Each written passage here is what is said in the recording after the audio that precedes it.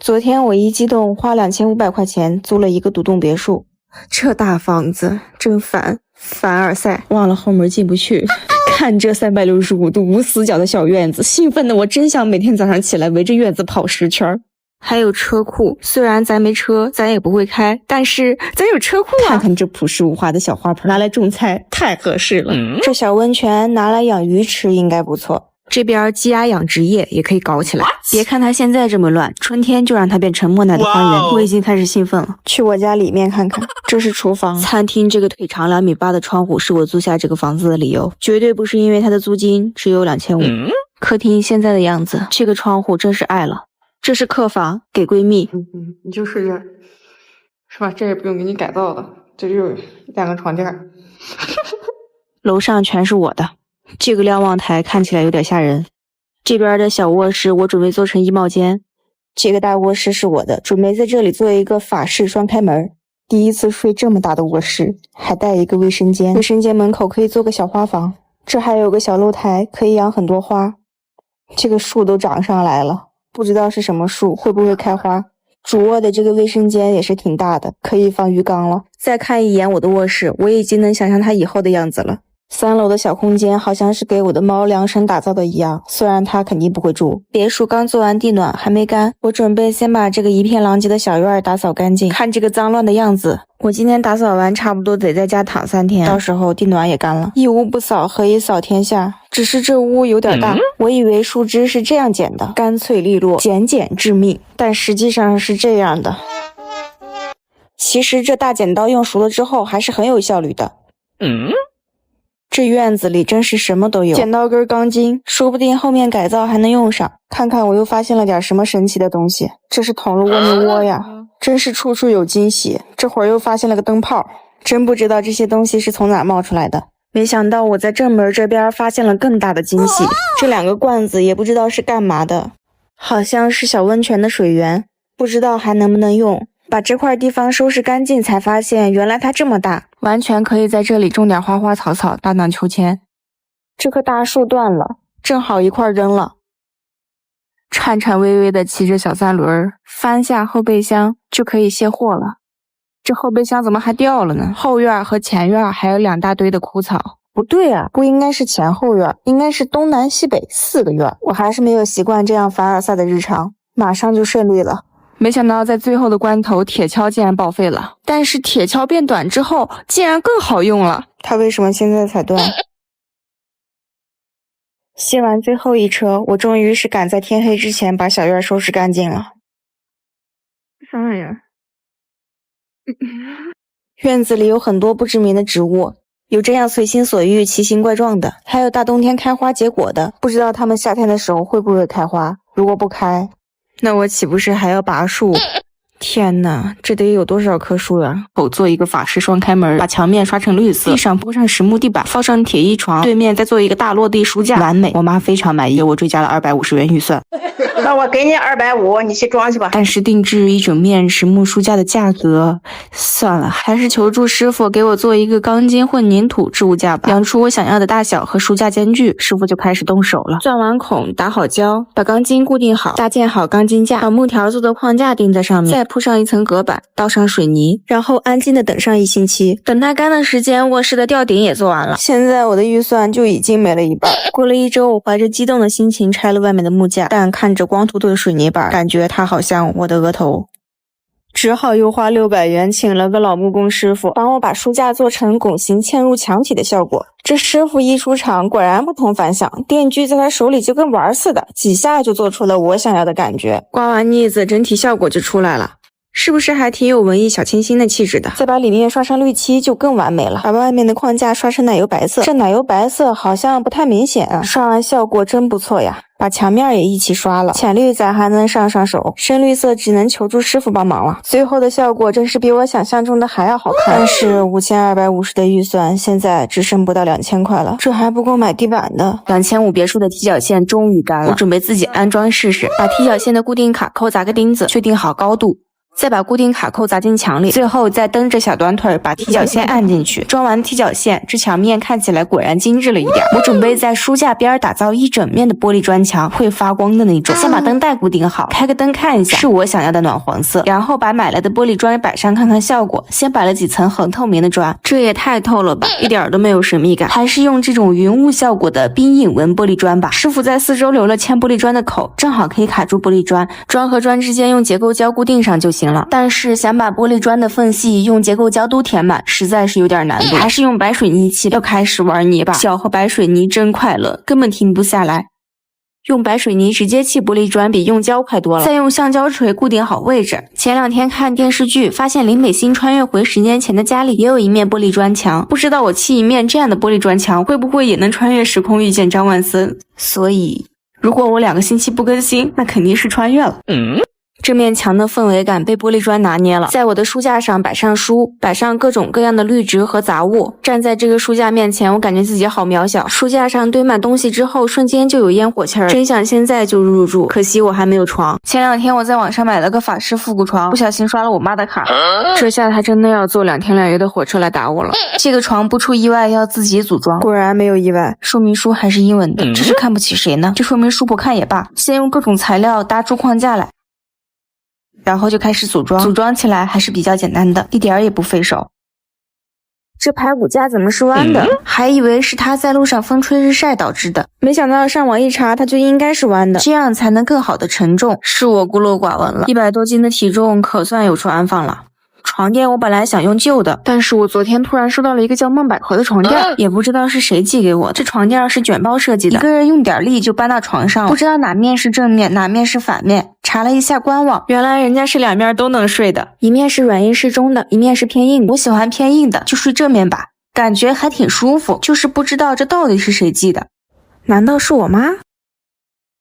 我看你买床也没买床垫，老妈这次赞助你一下，和你爸爸一起选了梦百合的大品牌的。你那屋又是胶又是漆，这床垫没有甲醛，我去了总得有地方睡呀。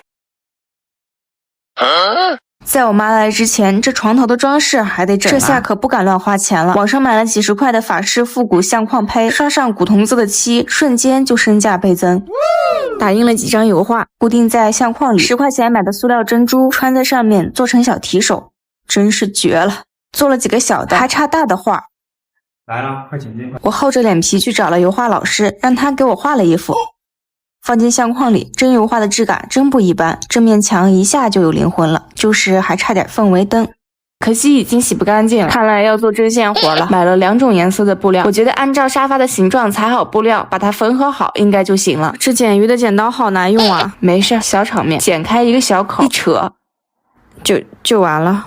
好不容易把边角修正完，我的脑子却开始混乱了，已经分不清楚哪面是哪面了。在沙发上比了一下，才放心大胆的缝了起来。缝补的过程还是很容易的，缝了不到2小时，成品就出来了。套上看看，感觉有点单调啊，但是这沙发也算能用了。沙发上还有点空，我准备把剩下的相框胚挂在这里。因为定制的油画还没到，所以我准备直接在相框里装饰几朵花，插上花感觉是那意思。房间现在还差个床头柜，因为我太懒，买的2手柜子没看尺寸。我说这床头柜怎么敢卖800？人家这柜子是大写的大，只能改变计划，把柜子放在床左边的位置了。柜子还是挺好看的，都不用改造了，擦干净看起来就很有感觉，真是讨到宝贝了，懒人有懒福啊。来打我了。在他来之前，我把主卧室的灯给安排了。这个法式玻璃吊灯也太好看了，绳子放长一点，仙气就出来了。主灯的风格有点中古风，别看它看起来简单，师傅整整安装了2个小时才装好。最后是这个落地灯，安装起来很简单，我自己就装好了。灯是有了，就是房间的光还不够暗，买的罗马杆到了，研究半天费了9牛2虎之力，终于把这杆给装好了。让师傅帮忙安装一下，把窗帘挂上，私密安全感满满，这样我妈打我也不会被别人看到了。起风了，我可能是要破产了。这面窗户的窗帘我竟然准备自己做，网上几块钱买的布，最近收集的各种植物的叶子，拿一片放在布料下面，然后用锤子轻轻砸。这怎么砸不出来颜色啊？看来我只能使出我的洪荒之力了。果然大力出奇迹。不过我觉得窗帘不好上色的原因，肯定是因为这个桌子是铁皮的，有弹性。我准备去寻个好场地。听说大佬做了个水泥板茶台，这不就是为我做植物染窗帘准备的吗？随便用，没事儿，用坏了都没关系。我毫不客气的拿着东西就奔向了他的院子，没想到路上竟然在垃圾堆里遇到了惊喜，好大的桃花枝，也不知道是哪个桃花树上断掉的，把它带回去插花瓶吧，太大了不太好拿，只能在路边徒手折花了，现在拿起来就很轻松了。等等，我好像忘了点啥。把桃花枝送回家，我终于到了大佬的院子，可以开锤了。我看别人做植物染都是用胶带固定的，我就任性一回，瞎锤一通，不知道会锤成什么样子。锤了8849下，总算完工了。就是这个桌子，不知道还能不能洗掉，明天带点工具来试试吧。如果洗不掉，录音为证。随便用坏都没关系。回到家里，把植物染的布料再放了白矾的水里泡泡，等第二天晾干，缝上窗帘布带，穿好挂钩，终于可以挂上窗帘了。把昨天剪的桃花插进花瓶里，摆在旁边，真好看呀。等桃花开了，我再用桃花做个窗帘绑带吧。还得找大佬借水泥板插台呀。我准备在这里做一个置物架，然后在玻璃砖前面整个白色的沙发。但是我现在除了一堆破木头，什么都没有。就在我一筹莫展的时候，我发现了他师傅做卧室书架锯下来的弧形木板，真是天助我也。切2根防腐木钉在木板上，然后刷上巧克力色的木漆漆，等它干了之后直接钉在墙上，摆上各种小玩意儿，完美。我准备去迎接我的新沙发了，没错，就是这几个破木托，把它们打磨，刷上白色的木漆，然后把它们摆在玻璃砖前面，把之前用的床头靠垫拿过来，大小刚刚好。这个空出来的地方就摆上茶壶吧，在这里看看窗外的花，也只有独居才能这么享受了。就是这个电箱太丑了，我决定拿出我的毕生所学，在上面画个红玫瑰。虽然我毕生只学了几天，技术不行，但是胆大，只要我不觉得丑，丑的就是别人的画。在旁边放上一盆白玫瑰，红白玫瑰我都有了，不知道它们啥时候能变成我眼里的米饭粒儿和蚊子血呀。这个房间是个搞错了，闺蜜的小卧室，她周末来玩的时候就不用和我挤了，反正空着也是空着，墙得好好刷刷，太脏了，反正闲着也是闲着。等院子弄好了，还能在这里看到屋外的风景，平时我还能在这里办公。我想把墙面刷成2种颜色，估计是大家都难以接受的颜色，但是闺蜜喜欢。确定好位置之后，在中间贴上美纹纸，地上贴上保护膜，就可以刷漆了。上面要刷成灰色的，这个颜色得一点点的刷，不然很容易翻车。上面的漆终于刷完了，现在该刷墨蓝色了。用滚刷刷的还挺快的，比小刷子快多了，不过要小心，深色真的很容易刷花了。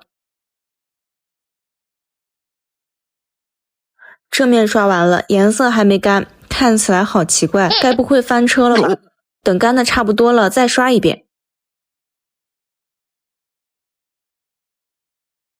总算刷好了，等它干了之后，把中间的美纹纸撕下来。这个过程好治愈呀，一气呵成。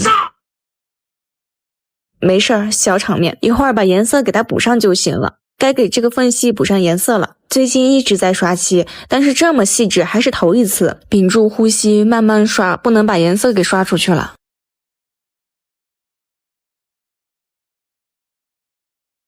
终于完工了，真有成就感，闺蜜肯定喜欢。装上踢脚线就更精致了，比了一下，踢脚线长出来了一截，随手拿了个工具画条线。踢脚线是塑料的，应该用刀子割就行。我太天真了，还是用角磨机锯开吧。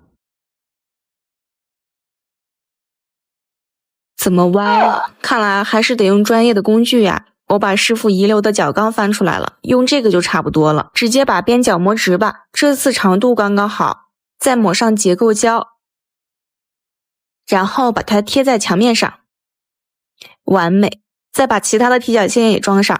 万事开头难，工欲善其事，必先利其器，这些可都是真理。有的事情果然是开始做了才知道你可能真的不太行。这咋还错位了呢？折腾了一会儿，终于把踢脚线装好了。看看成品，不知道闺蜜会不会激动地放弃市区生活，直接来和我一起住呢？为了在2500租的别墅里打造闺蜜的小卧室，死宅的我终于出门了。花60块钱买了3个皮箱子，因为我和闺蜜都挺怀旧的，很喜欢复古风，我准备直接用皮箱子做床头柜，绝对不是为了省钱。在上面摆上好看的小装饰，再放上几本文艺青年必备书籍。这个复古梳妆台我中意很久了，但我的卧室已经满了，就给闺蜜用吧。再摆上一个落地灯，买的棋盘格花瓶摆在梳妆台上也太好看了吧。摆上画架、小天使置物盘，还有一个迷你的小钢琴。我有点羡慕我闺蜜有我这么好的闺蜜了。不过墙面还有点空，我准备自己画个装饰画，选了一张和闺蜜长得很像的图。我本来以为这个图还挺简单的，画完之后感觉挺丑的。真是技不如人呐，先摆上看看感觉，还是算了。看来这墙面装饰的钱是省不了了，真羡慕会画画的人啊。墙面摆上装饰画之后，感觉好酷啊！我发现满是黑白灰色的空间，只要有一点暖色出现，就会特别好看，就像闺蜜一样，做自己的同时也能照耀别人。闺蜜的卧室完工了，趁她还没来，我先替她体验一下。坐在闺蜜的小房间里看看书，喝喝自制的饮料，还能随时欣赏院里的风景，我太羡慕我闺蜜了。要不这房间我俩挤挤。26岁还不会开车，我要这车盆有啥用？干脆把这个破旧的车盆改造成像城堡一样浪漫的室外餐厅吧。等没有疫情了，和朋友在这里聊天聚会喂蚊子，想想就很美好。但是钱包不答应，为了我的美好幻想，咱就多搬几个月的砖，把钱赚回来呗。把这些柱子上的防腐木扒拉下来，这堆防腐木后面有大作用，请师傅帮我把顶子卸下来。要卸顶子还得先锯树，据说这树只长叶不开花，锯了也不心疼。顶子成功卸下来了，这盆上的框架被废品也值不少钱了吧。再把上面的横梁锯下来，这横梁锈迹斑斑的，不知道还能不能用了，给它除锈，把横梁焊在下面当地基，再把刚才盆子上拆下来的白色细铁柱也焊上。这一天下来，料没花钱，就是工费瞬间花了1200。现在我看工人的眼光就像在看行走的人民币，我得想想办法。我寻觅一圈之后，终于在同城抓来了免费的苦力。黑白青年，他俩听说我要把车库改造成室外餐厅，被我的想法折服了。我们开始一起给铁柱们刷漆防锈，男女搭配果然干活不累，关键是省了一笔。这下面真难刷呀，要不回去喝口水吧。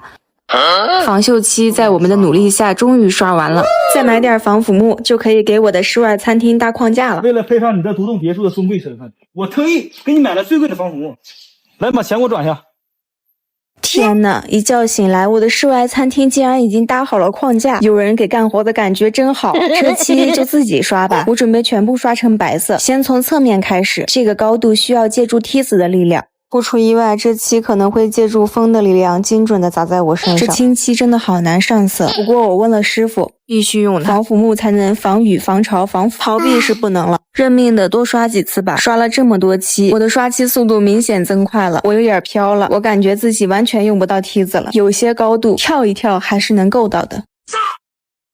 如果上天愿意让我增高10厘米，我愿意用10斤的体重来换。外面终于刷完了，可以刷里面了。想到我梦中的室外餐厅马上就完成了，我刷起漆来都不觉得累了。里面的漆终于完工了，刷完的小木屋好美啊！我准备围着小木屋种一些藤本月季，但是没买到大棵的，只有这种和我差不多高的。虽然它矮了点，但它生命力顽强呀，根儿都长出来了。而且它才卖31克，实在是无法嫌弃了。希望它能争气点，快点爬到顶上去。种完月季，这个土堆有点丑啊。想起来后院有一些石头，可以弄过来给它小小装饰一下。把石头堆好，不错。剩下的事儿就交给时间吧。把我之前种的花搬过来，放在门口的位置。这大家伙太沉了，费了9牛2虎之力，终于把它移过来了。就差最后一盆绣球花了。在花架上挂上多肉，把月季绑在柱子上。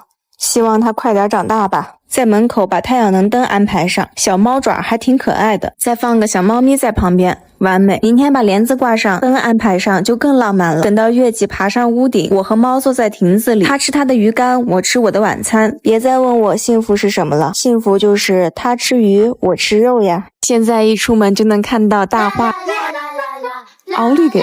为了防止外面的小狗再来给我的花园施肥，我得赶紧请师傅来把大门和围栏安排了。先把门旁边的栅栏给安排了，这个栅栏看着太尖锐了点，进门的地方还是温柔点吧。这栅栏的棱角最终还是被师傅给磨平了。师傅正式开始做门了。在此之前我画了一个草图，大概是这样的，可能这对师傅来说太简单了点，这门竟然只用了半天的时间就做好了。师傅接着去做花园的围栏了，现在该我刷漆了。这个颜色真的是浅绿色吗？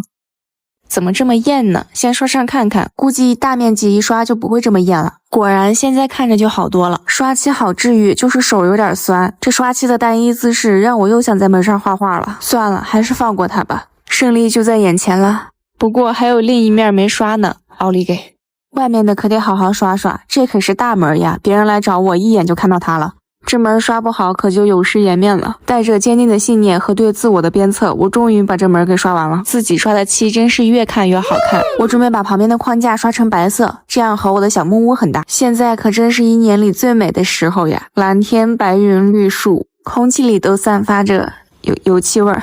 散2天就没味儿了，就可以闻到花香了。差不多快完工了，现在看整体的颜色还挺不错的。再把院子的围栏做好，我的大院就安全了。张猫逮着机会就想出来巡视它的领地，必须得快点把围栏安排了，万一它跑出了大门，还有第2道屏障等着它。为了防止它再从围栏缝隙里逃跑，我把围栏加密了，多花了不少钱买防腐木。虽然弄成这样，但是如果它想跑还是能跑的，不过概率小了一点。养猫人是太难了。师傅把围栏都装好了，漆就自己刷吧，目测要刷一整天的节奏。刷了这么多次漆，似乎已经找到技巧了。既然一会儿功夫就刷了这么多，绝对不是因为帽子掉了。太阳太毒，我怕晒黑。里面的围栏刷完，还有外面的，好想摆烂啊，但是我不能。还有这么多呢，我看了一眼，心都死了。闭眼刷吧，门就先留下来吧，得好好思考一下怎么把它弄得更好看。刷完了围栏，我的院子安全又精致了一点，可惜还没有花，不能和闺蜜一起在院子里露营了。不过可以和闺蜜一起先去湖边体验一把。带上好吃的，一切准备就绪，出发。没录上好看的花。但是它又脏又破，还坏了。我打算直接用它来古法养鱼，先打扫一下水池，脏东西好多，看来是个大工程啊！收拾完一定很有成就感。用核桃泥把睡莲块种好，睡莲能净化水质，还能给鱼遮阴，鱼能吃水藻和虫卵，给睡莲更好的生长环境。粪便还能给睡莲施肥，到时候红色的小鱼儿在睡莲下面游来游去，应该会别有一番趣味。但是大佬看见我的古法养鱼池，还是建议我安一个过滤系统，因为我的池子太大了。过几天水就会变绿，到时候根本看不见鱼。我想象的鱼戏莲叶间的美景，就这样在专业人士的建议下萧瑟了。不过大佬说有了过滤系统就能养大锦鲤，养熟了锦鲤就能像撸猫一样撸它的脑袋，太有意思了，我的 DNA 又动了。师傅把过滤系统弄好了，现在水里撒了草酸，还不能放睡莲和鱼，真是着急啊。过了2个星期，大佬又来了，还带了10条锦鲤，然后把我的睡莲拿走了。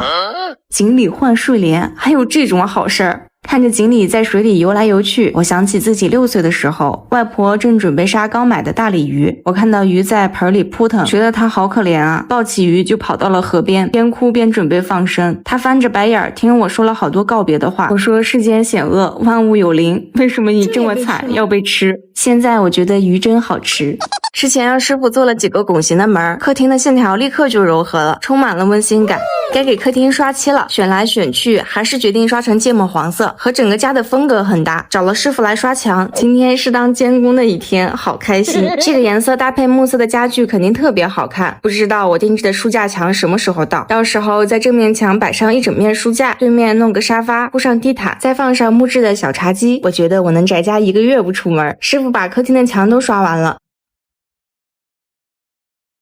乘胜追击把灯给安排了，法式的氛围感这不就来了。这墙上的几个开关洞实在破坏氛围，我买了这款开关，白色无框的设计和我的墙面很搭，面板当然要选最简洁的啦，简单才耐看。本来想让师傅给安装上，闺蜜说她也能安装，别说她还真行，真把插座给安装好了。这款插座孔距刚刚好，完全不用担心插头打架的问题。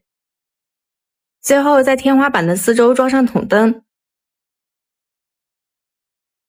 满满的光源真有安全感，以后晚上我也能拍视频了。现在就等我的家具们入场了。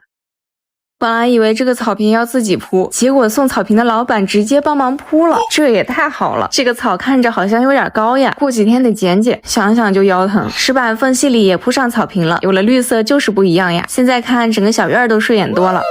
鱼池后面堆一个大土坡，斜着种上一棵小枫树，等它再长大点就能有淋水的感觉了。不过土堆上光秃秃的，我准备种些佛家草。这佛家草怎么感觉这么高呀？和我想象中完全不一样，不过铺上去还不错。再在几个点位上种上圆形的黄杨树，靠墙边我还准备种一些花，没想到小区里就有卖花的邻居，酢浆草5毛钱一盆，他们月季才30，买了，还能直接送货到家。这狗子还挺自觉的，又在他家拉了一堆土，准备在角落种点绣球花。这里的阳光没有那么充足，正好适合种绣球，后面种锥形，前面种大花，周围再来一圈醋浆草，完美。现在小院里有花有草了，本来还想绕着鱼池边撒一条小路的，结果白石子不够用了，又得花钱买了。还是先把我爸的树给种了，找工人拉了一堆土过来，做出一个山坡的造型。老爸说他特别喜欢小院，但是条件不允许。看到我租的别墅有这么大的院子，就让我把后院门口的地方种上他喜欢的枫树，每天跟他视频云赏院，毕竟不用花自己的钱，我就欣然接受了。树种好了，再在上面铺上3-5厘米的赤玉土，就可以种苔藓了。后院每天光照时间有4到5个小时，在这里种苔藓估计不会发黄。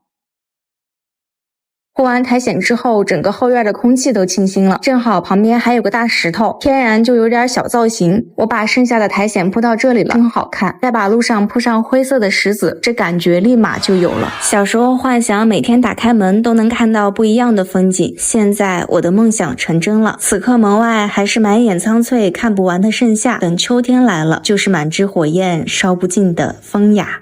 花园的月季腰快断了，趁着今天不热不下雨，赶紧给他们把拱门装上。还以为这拱门装起来很难，没想到敲敲砸砸就完工了。这下我的月季可算有地方爬了。再把我的各种花摆放整齐，鱼池边摆点绣球花，没事的时候淋水观花风雅一把。捡来的花架和我的花园好搭，摆满花盆就好看了。买了2个风铃，不知道为啥不会响，先插进地里，以后再研究吧。买的向日葵灯好像翻车了，藏在花丛里有点过于醒目了。门口也得装饰装饰，摆盆多肉，放上园艺小工具，感觉门上应该写上花园的名字。刨地的事儿交给我，起名的事儿就交给看视频的小可爱们吧。坏了，我这是挖到千年老树根了。妈生意，拿出我的各种家伙事儿，轮番对付他。他竟然纹丝不动，我还就不信了。看来这棵钉子户只能暴力拆除了。坑里倒点园艺土，撒上花肥，就可以把我的绣球种进去了。再刨2个坑，种点个矮的，这矮个的绣球都蔫了。没事，都是小场面，一会儿浇上水它就支棱起来了。在我的绣球下面摆点小可爱保护它们，放上红伞伞和白杆杆，让害虫全都退散。买了2个超级好看的灯，这个月球灯摆在哪儿好呢？要不就这儿吧，一起看看效果吧。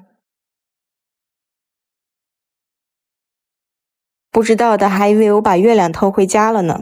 我这花园现在也算是有春江花月夜了吧。我做的地胶隔断竟然没翻车，取下来的过程真的好怕它断呀。我和闺蜜全程都不敢呼吸了，还好最后一鼓作气成功了，但现在怎么安装它是个大问题，还是请个师傅过来让他头疼吧。我做的地胶身高2.4米，这个洞身高2.8米，所以上下得做20厘米的台子。我还想在隔断后面安装个灯带。师傅可能第一次见地胶隔断，所以有点小激动。师傅超有仪式感的捧着我的地胶隔断，把它卡进了洞里。这严丝合缝的感觉可真妙呀！不过我还想在背面做几个展示架，到时候放点我不堪入目的手作。隔断的木板得做个封条，不然从正面看也太丑了。师傅让我把外面的大芯板刷上漆，一会儿他把大芯板切成条贴在木板上就好了。也不知道为什么我就变成了打下手的。在师傅的一顿我看不懂的操作下，他把展示架给做好了。等师傅刮完腻子，我就让他们赶紧撤退了，毕竟这可都是钱呀。刷漆我还是行的，打磨腻子。然后就开始了小心翼翼的刷漆过程。正面刷完了，还有背面，背面还有个拱形门洞。等漆干的时间，又喊了个师傅来装灯。圈装反了，应该装下边垂下来，还得穿线。没想到老师傅也能翻车，哪有谁能一直一帆风顺呢？翻车才是常态呀！看我的地胶隔断还不错吧？等等，还没给它装边框呢。这个颜色让我有种大事不妙的感觉，没想到翻车来得这么猝不及防。本来想要浅木色，没想到这东西的色差这么大，还是给它刷成白色吧，因为我只有白漆了。这桶也太小了，拿个花盆套上万能塑料袋。一个朴实无华的油漆桶就诞生了。这怎么还劈叉了呢？没事儿，小场面，多涂点胶给它贴上去就看不出来了。我好像那刚出山的猴子在耍金箍棒啊，对准缝隙往里一按就贴好了，这安装起来真是毫无难度。最后再装上灵魂灯带，之前让师傅在里面留了个槽，直接把它卡进去就行了。接下来就是见证奇迹的时刻，开错灯了，重来。折腾了1个星期，终于把玄关的隔断给做好了。虽然买块玻璃就几百块，制作过程也困难重重，但是这里面有我对生活的思考和大胆的尝试。相信我，这不是毒鸡汤，这是我为自己多花了钱而找的借口。为了好好欣赏我的1000本书，我买了个大沙发。拆沙发的时候，我的猫一直在旁边看着。本来以为它就是好奇，等把沙发全部拆完摆好，我的猫还是一脸乖巧。这时候我沉浸在拥有沙发的快乐里，顺便还想把窗帘装了。这百叶窗过年的时候就到了，但是一直没安装。本来是想装在窗框外面的，原本里面还要做上包口，但没有找到喜欢的包口，还是让师傅装在里面吧。装在里面的效果更好了，拉上百叶帘，私密感满满，还有点复古的味道。在窗户边摆上我种草了很久的月亮灯，再摆盆绿植，月亮后面也得摆一个，但换了好几盆植物，总觉得不太顺眼。最后还是把花园多余的绣球花搬进来了，迫不及待地躺上去享受一下。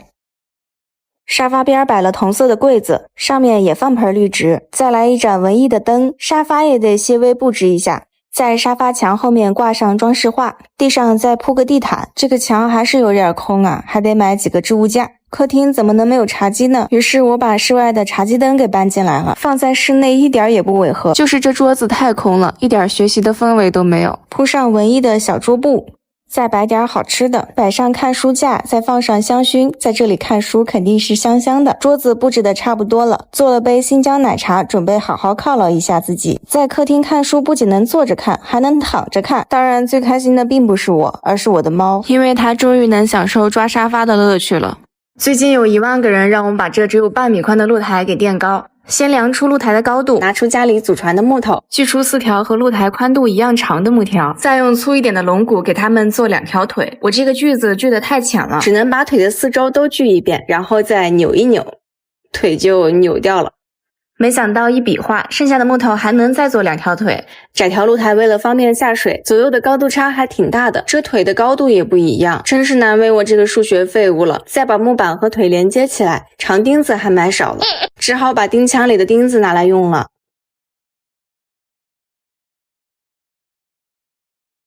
上楼铺上承托腿，再把最上层的防腐木给锯出来，因为露台是梯形的，我得锯一根木头铺好，量一下尺寸，再锯下一根木头。我这上上下下5、6趟，可真是生无可恋呀。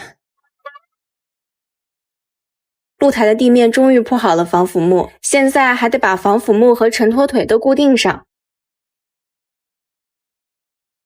定完还得把台子刷个漆，统一一下整体的色调。之前刷柱子剩的漆正好用上了，真是一点都不浪费啊！第一遍刷完，再把边边角角找补一下，现在看起来宽敞多了。防腐木还得刷一层墨蜡油，这样它使用的时间更长一些。忙活了一下午，终于是把漆都刷完了。现在露台看起来整整齐齐的，就差我的小花小草注入灵魂了。把花篮挂上，以后可以根据心情随意变换位置，摆上花立刻就有生活感了。窗户边再整齐的摆一排。这露台看起来不大，但连遮阳伞都能放得下，再摆上桌椅，完美。但这里浇水是个问题，都是小场面。拿出之前剩下的窗帘绑带，把它从2楼丢下去，找一个不太熟的闺蜜绑水枪，把花园的水枪给接上来。今天可真是个大喜的日子呢，给花浇水太治愈了。从这里看看小院的鱼也太惬意了。晚上太阳能灯一亮，露台看起来好温馨呀。这星光点点的样子还真有点风雅呢。院总闺蜜竟然要来和我一起住，她还想要可爱的公主风卧室。这房间我原本打算改成衣帽间，但因为预算告急，连踢脚线都没补，现在只能把它改成闺蜜的卧室了，绝对不是为了让闺蜜摊房租。我们准备把墙面都刷成粉色，先试一下颜色，哇，不错。然后我就开始教她刷漆，只要把她教会了，我就能躺平了。算了，还是我来刷吧。还想表演一下，结果这个刷漆的滚子就掉了，有点小尴尬。闺蜜竟然搬来梯子，自告奋勇的去刷了门上的那块漆，我真怕她掉下来砸我。还好她是个灵活的胖子，只是这漆刷的没事儿，还能抠掉。我俩一边玩一边刷漆，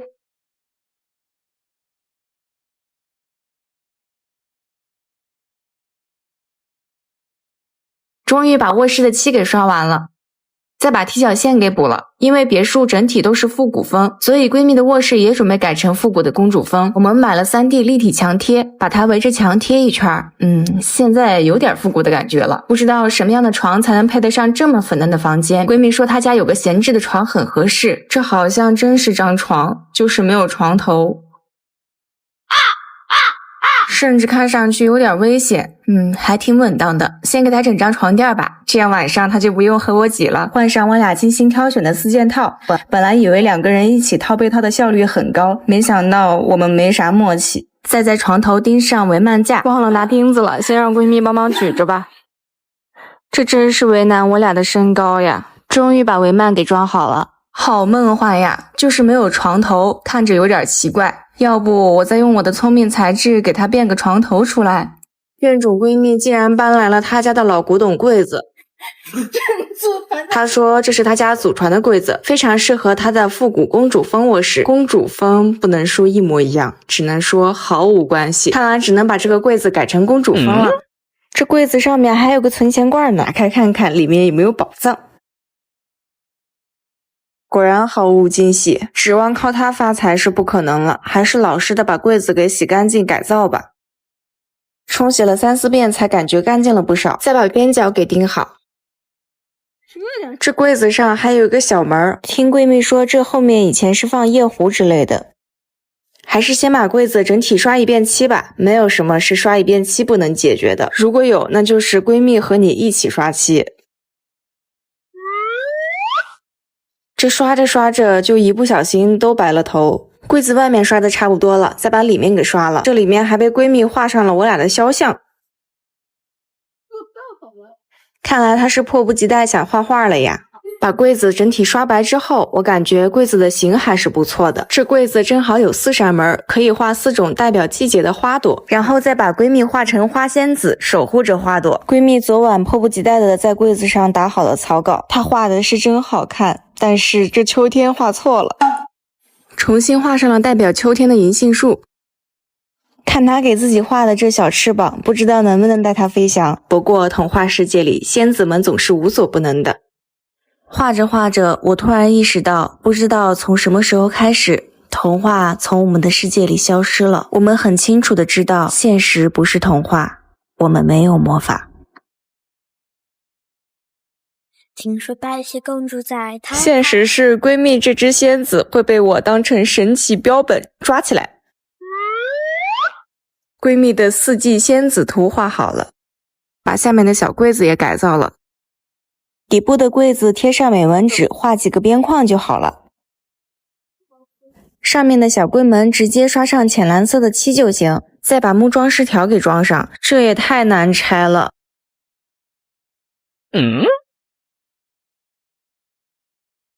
把木装饰条给装好，再给它刷上一层白色的木漆。刷完白漆之后，立刻就变高贵了不少，还得把柜子里面装上衣架。闺蜜的衣服这下有地方放了，闺蜜现在拥有了独一无二只属于她的衣柜，是不是还挺好看的？就是这地面好像打扫的有点早了，可能是因为闺蜜的卧室没有窗帘，这窗户我们怎么都看不顺眼，窗框的颜色和公主风太不搭了，用白色的木漆漆给它均匀的刷上几遍。打开窗户，把窗框也好好刷刷。另一个闺蜜正在院子里浇花，现在的生活也太惬意了，大家都住在一起，为了美好的生活而努力着，真是过上了梦想中的神仙日子呀。窗户终于刷好了，白色的和公主风很搭，再安装上窗帘，闺蜜今晚就不用和我挤了。里面选了法式镂空的白纱，看起来好梦幻呀。把粉粉嫩嫩的遮光帘给装上，把灯也给闺蜜安排上。现在就差她做个床头了，这可是个大工程啊！我们选了几个方案。最终决定一起做一个可爱的兔子床头，在布料上画出兔子的形状。还得给它剪2块腮红。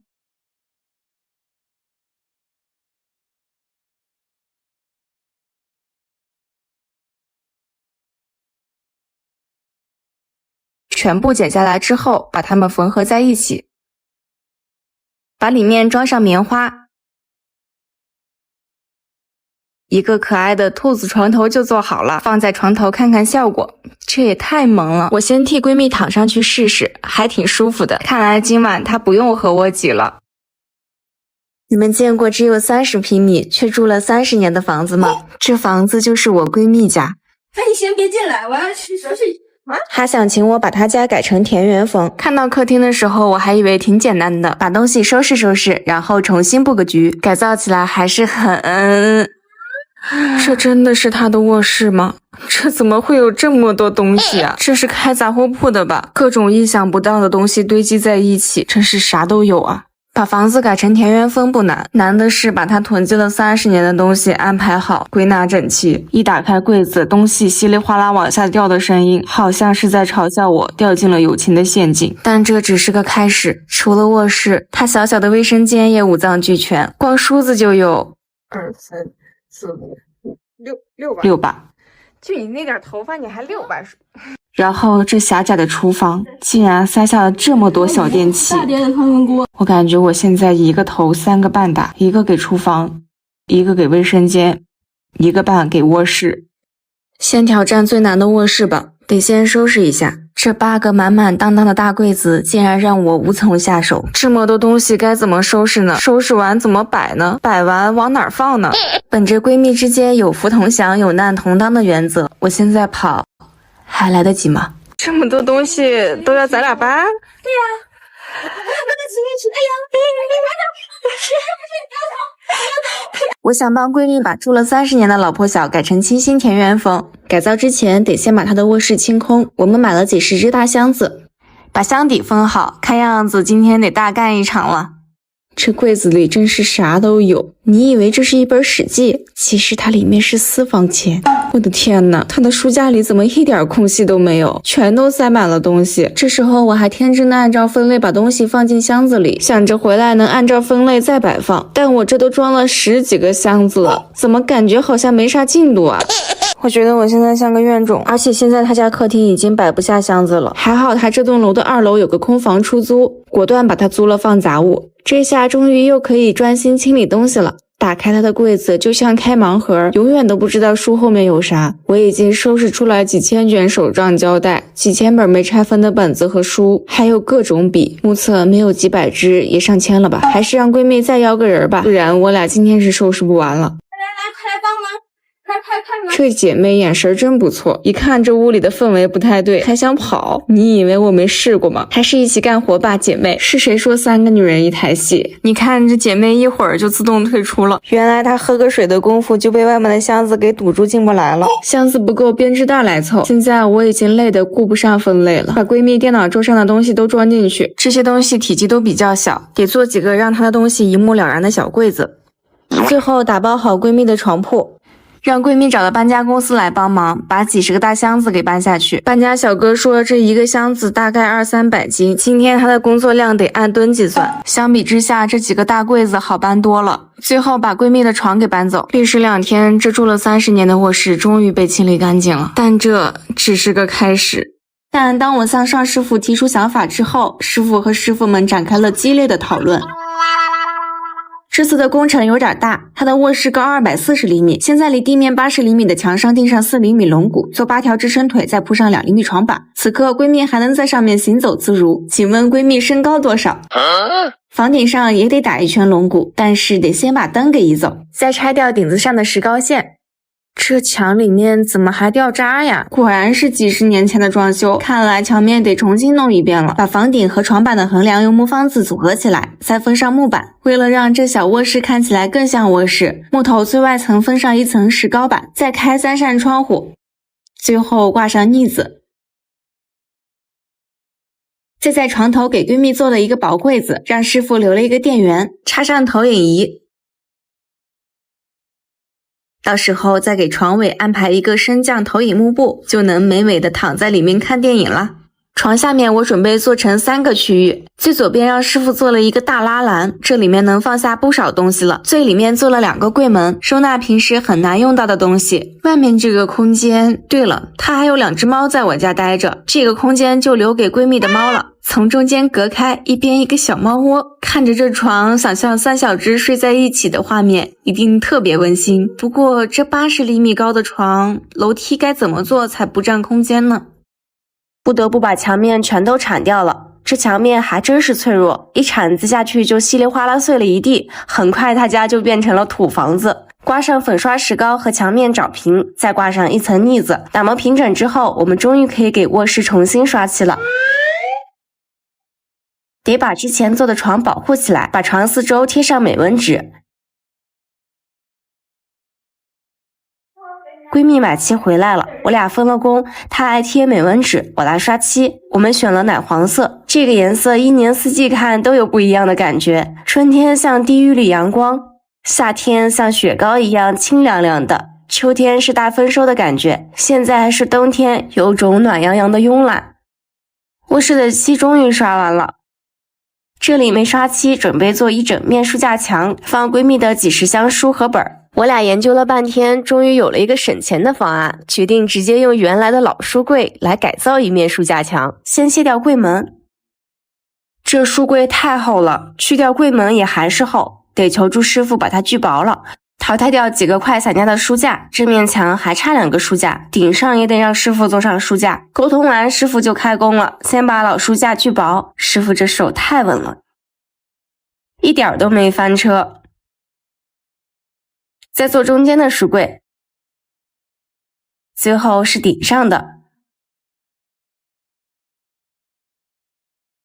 闺蜜的卧室又有了一整面的书架墙，她再也不用羡慕我的书架墙了。不过这书架的颜色还得统一一下。之前我用闺蜜的老书柜，在她住了30年的卧室里做出了一整面书架墙，但改造一时爽，根本没想到把整个书柜重新刷漆的难度有多大。我们还买了要刷底漆和面漆的儿童漆，一桶就要800-900。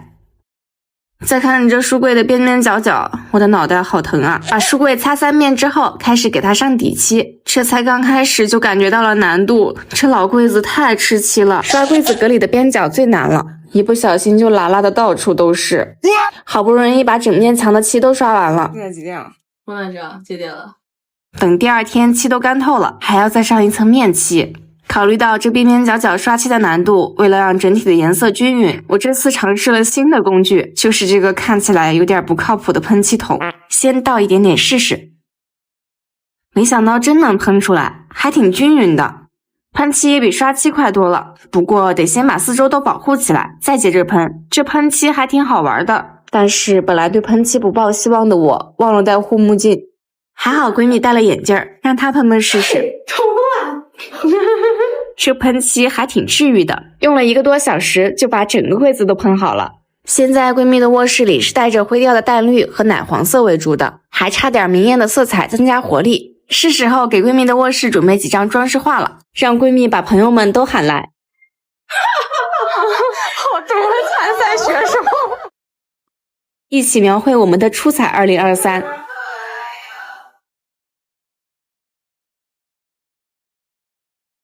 一人一张的装饰画画完了，再装进相框里，亲手把自己的画挂在闺蜜家的墙面上。以后闺蜜得每天祈祷我们暴富，要是未来谁发达了，这面墙岂不是能卖出天价？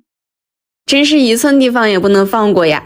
卧室的窗户边有个窗帘盒，把窗帘盒拆掉，窗户边竟然能多出15厘米宽的空间，这里完全可以做出一个休闲区，给闺蜜喝下午茶做手工了。不过得把窗台侧面原来的砖给砸掉，钉上一圈木头，牢牢固定好之后，就可以在这里搭出一个木台子了。然后在暖气的左右两边做2个置物架。我想在链接窗台的地方做一个折叠小桌子，不用的时候还可以折叠下来，不占空间。师傅帮我们找了一张用剩下的木板，感觉它的大小差不多，打磨一下边缘，在窗台上装2条支撑腿，把木板和窗台链接起来。之前做书架生的漆又用上了，把它整体改色。随后扣上这道暖气片的镂空板，一个窗边休闲区就诞生了。让师傅帮忙把窗帘杆钉上，我选的是超薄的，不会影响窗户的开关。因为闺蜜的卧室要改成田园风，看我的花裙子好看吗？再装上田园风小清新窗帘，不错不错。趁师傅还在，把我给闺蜜精挑细选的灯给安排上。我买的是可以调节光源的，把这一束光源打在刚做好的休闲区，想到以后闺蜜下班回家坐在这里喝咖啡的场景，但是我们还得继续改造呢。我终于要把闺蜜的上千本书，我懂了，上千个本，上千支笔重新摆回来了。这么多东西，我的内心是崩溃的。书和本当然要放在书架上，一边分类一边摆。本来以为这面书架墙足够放她的书和本了，结果还得有2箱子吧？书还有2箱，本还不知道有几箱呢。不想让你对吧？刚阳康的我有点想逃跑，但师傅又来了，真是把能放书的地方都放上书了，边边角角都塞满了。这书架墙最后的效果还挺震撼的。不过闺蜜的本还是没摆下，紧急定制了一个柜子，这下闺蜜的小本子和零零碎碎的东西就有地方放了。接下来解决闺蜜的各种笔，我买了一个楼梯抽屉，不仅能装她的笔，还能放床边当楼梯用。再给闺蜜的床边装个小窗帘，床垫也给闺蜜安排了。虽然我知道床垫会膨胀，但是没想到自己会被弹起的床垫给压住。收拾了一天好累呀，小小的躺一会儿，把桌子前的画移到床边了，让我们画的画每天都陪着闺蜜入睡。再在原来挂画的地方重新装上木条置物架，放点她的小零碎，完美。再把闺蜜的新桌子给安排了，买了一个升降的，以后闺蜜坐着码字累了还能站着码字。把闺蜜不会再看又舍不得扔的杂志给装好，放到床底下。大拉篮里放了闺蜜的手账本，终于把她的东西都安置好了，铺上地毯。来看看闺蜜住了30年的老卧室，在我的改造下最后变成了什么样子吧。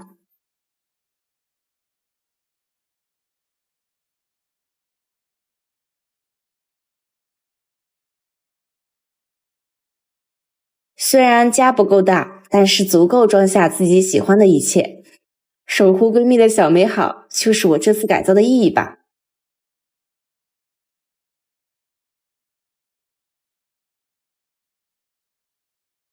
就是这个门和整个房间格格不入，这老门用了30年，也该光荣退休了。把门拆掉，哇，这视野好棒啊！再把门框给拆掉。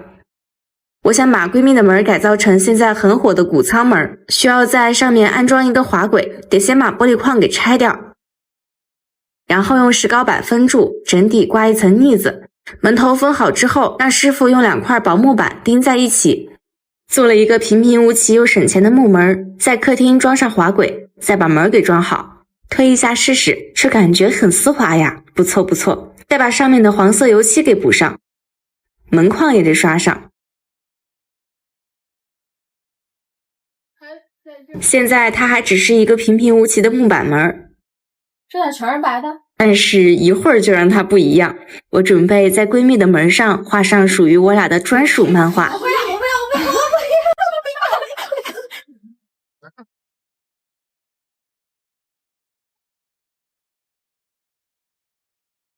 这是他，这是我。以后他每天看到这个门，就会看到我和他的友谊。我要每天提醒他好好码字，不要偷懒。买的书看了吗？买的本写了吗？你是不是又12点才起床？当然这些都不重要，重要的是按时吃饭，不要不开心。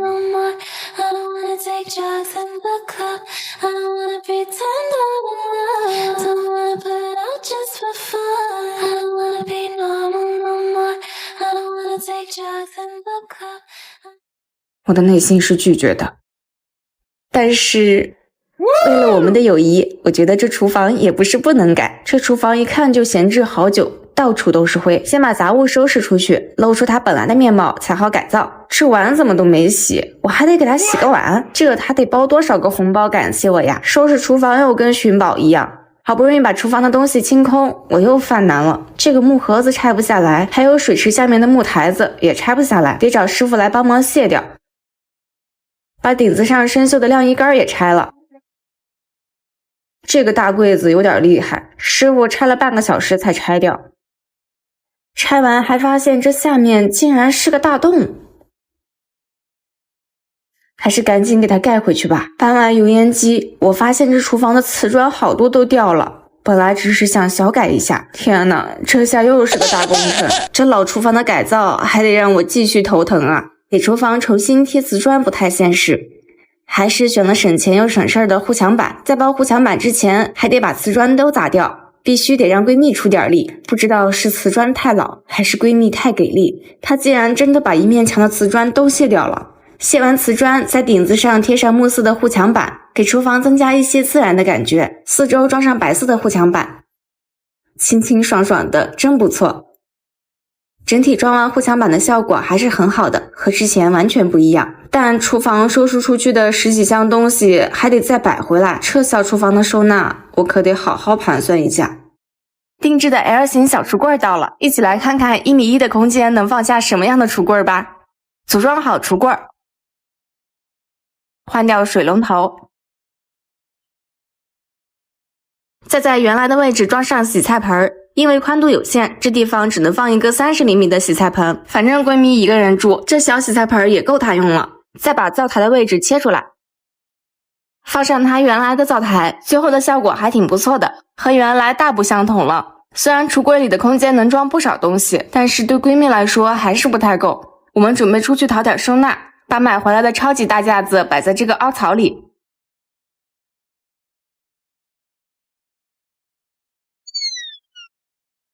可以放下不少东西了。再在门后面装上木架子，这上面可以放锅具，一格一个，拿取也方便。最后装上橱柜上面的置物架，因为这墙面上有卫生间的窗户，置物架也只能放2个小的，放点调料也够用了。再把原来的灯给换掉。但感觉厨房还是不够通透，应该是窗户的问题，好脏啊！把窗户外面的护栏板刷成白色。窗框也得改一个颜色，选的橡木色，和闺蜜的厨房风格很搭，小心翼翼的刷好。最后撕掉美纹纸，擦擦玻璃。闺蜜的厨房现在敞亮多了，相信有了这样的厨房，闺蜜也会爱上做饭吧。还有数不清的胶带何必清空，真是费人又费力。然后我给她改造了很有安全感的高架床，用她的老书柜改造了一整面书架墙。还把窗台的暖气片穿上了新衣服，做了一张折叠桌。然后我俩就阳了，阳完归来改造了谷仓门，还在上面留下了我的丑字儿。最后再把他所有的东西搬回来，期间几度想崩溃，他的东西实在是太多了。他的卧室终于焕然一新，但更大的挑战是他1.1米宽的阳台厨房，又是收拾东西到怀疑人生的一天。还发现他家竟然有一个大洞，这洞还不能动，不然就破坏楼房结构了。为了节省预算，把原来岌岌可危的瓷砖扒掉，换上了护墙板，定制了 L 型橱柜，在大洞上面放了一个大置物架，然后又到了把他东西都摆回来的环节，又是怀疑人生的一天。还好闺蜜不爱买衣服，客厅改造成衣帽间比较顺利。在厨房门口，我又帮她定制了一个橱柜，放洗漱池和洗衣机，以后闺蜜就不用在狭小的卫生间洗漱了。对面按照闺蜜原来的格局，放了冰箱和折叠桌子，空间刚好能活动开。闺蜜客厅的灯也换成了2个咸鱼桃的草帽灯，打开试试，还挺有氛围的。虽然这2个月每天都想和闺蜜绝交，但想到以后闺蜜能过上更舒适的生活，我还是挺有成就感的。所以这卫生间就交给闺蜜自己吧。砸完发现这卫生间刚好只能放下她新买的马桶，还刚好只能放在正中间，关键时刻还得找我帮忙呀。看，这个玩意儿咋那么少？这墙咋了吧？之前我就看不惯这屋顶的横梁，刚好可以把卫生间的墙面改到这里，把地面的瓷砖给敲掉，墙皮也得铲掉做防水。闺蜜家原来是没有防水的，这卫生间能用到现在还真是个奇迹。卫生间的门之前是对着卧室门的，刚好能把门给改到侧面，新砌的墙面到入户门的空间还刚好可以做成玄关。为了给闺蜜一个好看的玄关，得先把墙面的暖气片给遮住，直接用木板做出一个框子，然后安装上一个百叶框，再把玄关柜给摆过来。但是我们发现放完玄关柜就放不了置物架了。本来是想在玄关柜左侧做一面鞋架的，现在只能把玄关柜移出来，在右侧安排鞋架了，让师傅把鞋架加高一点，和暖气片齐平。鞋架是置物架改的，空隙有点大，得让闺蜜自己根据鞋子的尺寸买隔板了。进门的置物架也安装好了，上面挂衣服，下面挂包包，完美。当然还要安排点氛围灯，还有花花绿绿的小摆件。闺蜜回家的仪式感，这不就被我给她安排的明明白白了。真没想到2楼阳台的栏杆一掰就掉，徒手掰钢筋这活儿我是拿捏了，这铁栏杆是不能要了，我得去找个东西代替它，去石材城碰碰运气，没想到还真找着了。这3款样式都好好看，选哪个好呢？就它吧。让师傅把其他的栏杆都锯掉了，这花砖上涂上瓷砖胶，味道也太刺鼻了。把花砖粘在距离墙面20厘米的地方，留出来的这点空间能摆点花了。开工。粘完效果还不错，但是这个栏杆挡在这里好丑，可是它里面有根钢筋不好锯掉，而且有它固定花砖还更安全。早知道就牺牲掉那20厘米空间，把花砖放在栏杆前面了。哎，现在只能把花砖表面打磨干净，把栏杆和花砖一起喷成白色了。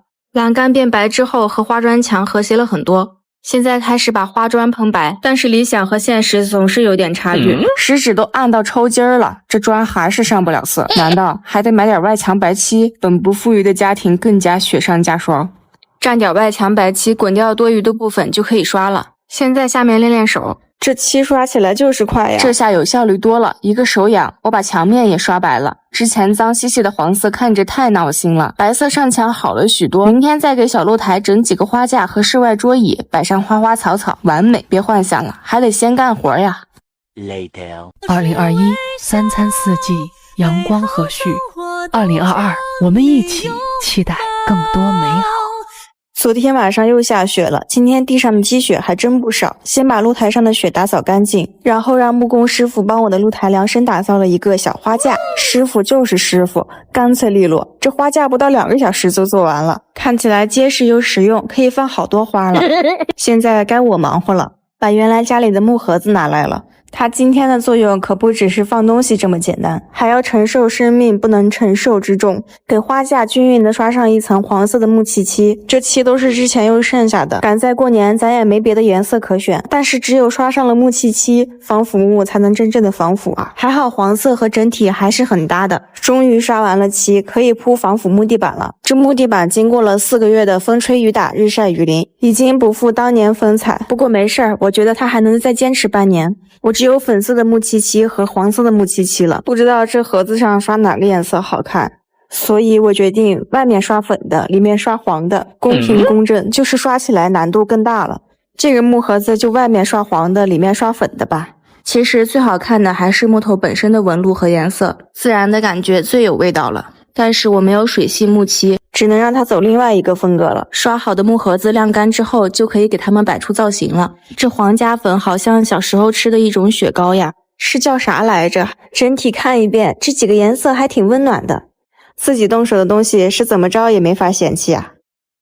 到了地方才发现，原来人家有这么多颜色，这下不用刷漆了。但是选择困难症又犯了，选哪个颜色好呢？小孩子才做选择题，我直接把黄色和绿色都带回了家。在摆桌子之前，先把花一盆盆的搬到露台上。这个黄家粉的花架摆上花之后好看多了，多肉放在这里能充足的沐浴阳光。这个角落摆上2盆金桔，有过年的气氛了。把刚买回来的桌子和椅子摆上，这大功告成了。这些花在阳光下真是赏心悦目呀！赶紧拍个照给我妈炫耀一下，拍完还得给他们搬回去。等到春天来了，坐在露台上看看花，吃着零食喝喝茶，也太惬意了。幸福来的就是这么简单。露台的改造计划正好赶在了过年期间，快递不通，很多东西都是东拼西凑出来的。但是这东拼西凑的小露台就是我的梦呀。